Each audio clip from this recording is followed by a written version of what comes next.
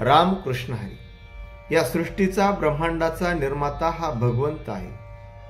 भगवंताच्या इच्छेने हे ग्रह तारे चालतात। सर्व सृष्टी ही भगवंताच्या इच्छेनुसार चालते आणि म्हणून या भगवंताचं गुणगान साधू संतांनी केलं। साधू संतांनी आपल्याला भगवंत भक्तीचा मार्ग सांगितला, ज्ञानाचा मार्ग सांगितला, शांतीचा मार्ग सांगितला। आपलं शरीर हे पंचमहाभूतांचं आहे। ते पंचमहाभूते भगवंतांनी निर्माण केली आणि भगवंताच्या इच्छेनुसार आपलं जीवन चालू आहे हे सांगणारी संत शेख मोहम्मद महाराजांची ही ओवी।